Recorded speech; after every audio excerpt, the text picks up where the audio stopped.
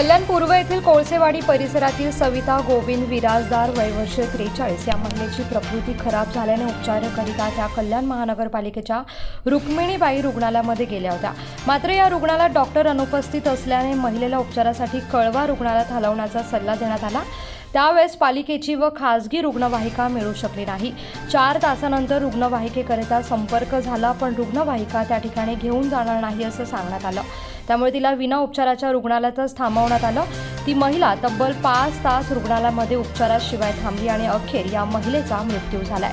रुग्णालयाच्या हलगर्जीपणामुळे मृत्यू झाल्याचं मृत महिलेच्या नातेवाईकांनी आरोप केलाय। याबाबत कल्याण रुक्मिणीबाई रुग्णालयाच्या डॉक्टरांनी सांगितलं की रुग्णवाहिकेकरिता दोनही मुलांचा डिसिजन होत नसल्याने वेळ गेल्याचं सांगत इतर त्यांचा जो आरोप आहे त्याबाबत चौकशी करून कारवाई करणार असल्याचं सांगण्यात आलंय। त्यांना जे फिजिशियन डॉक्टर आहे डॉक्टर शर्मा यांनी तपासून त्यांना सांगितलं होतं की त्यांना एक स्ट्रोक सदृश्य परिस्थिती असणारे एक सिम्पटम्स आहेत आणि त्यामुळे कसं त्यांना पुढचे जो इलाज करण्यासाठी त्यांना इंटेन्सिव्ह केअर युनिटची गरज आहे आणि ते इंटेन्सिव्ह केअर युनिट आपल्याकडे उपलब्ध नसल्यामुळे त्यांनी सांगितलं होतं की त्यांना एक हायर फॅसिलिटी सेंटरला जिकडे मेडिकल कॉलेज किंवा हॉस्पिटल असेल त्या ठिकाणी घेऊन जाण्याची आवश्यकता आहे। पेशंटच्या सोबत पेशंटचे 2 मुलं, एक मुलगी आणि एक मुलगा, ह्या दोघांनाही सविस्तर त्या ठिकाणी त्या घटनेची कल्पना पण दिलेली होती की अशा प्रकारचं त्यांना रेफरन्स करून त्यांना ठिकाणी ICUमध्ये भरती करणं आणि पुढे CT स्कॅन वगैरे या गोष्टी करणं गरजेचं आहे। तर तसं करत असताना त्यांचं जे ॲम्ब्युलन्स घेऊन जाण्यामध्ये जो आहे म्हणजे 108 जी ॲम्ब्युलन्स आहे ते 108ची ॲम्ब्युलन्स त्यांना त्या मुलांना लवकर उपलब्ध झाली नाही। त्यामुळे मग आपल्या ॲम्ब्युलन्सने घेऊन जायचं की 108च्या ॲम्ब्युलन्सने घेऊन जायचं असं कन्फ्युजन त्यांच्यामध्ये झालं होतं आणि त्याच्यामुळे तो डिले झालेला आहे आणि दुर्दैवी मृत्यू झाला आहे त्या महिलेचा। पुष्पा गोरख जगताप मॅडम कोण होते ॲडमिट? आमच्या घरी म्हणजे चाळीतली आम्ही राहणार आहे, आमची शेजारची बाई येते नाव काय त्यांचं?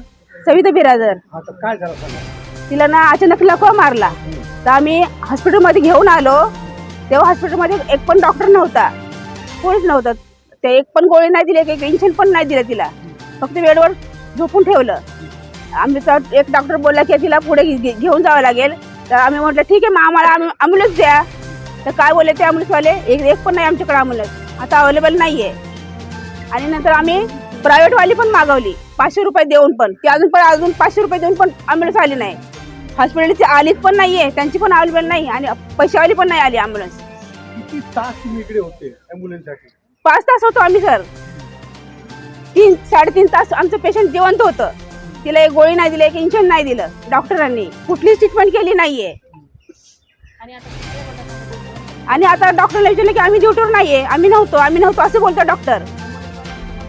आणि ॲम्ब्युलन्सला विचारलं की बाबा चल बाबा आम्हाला पेशंटला घेऊन चल, तर ॲम्ब्युलन्सवाला काय बोलतो, मी एक पेशंट घेऊन जाऊ शकत नाही, 2-3 पेशंट पाहिजेत असं बोलतो।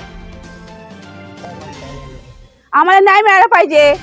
आता मुलांना कोण नाहीये, त्यांचे वडील तर आधीच गेलेले आहेत, आई आता गेली आहे, त्या मुलांना कोणच नाही आता। वेळेवर जर ॲम्ब्युलन्स भेटली असती तर आमची बाई जगली असती।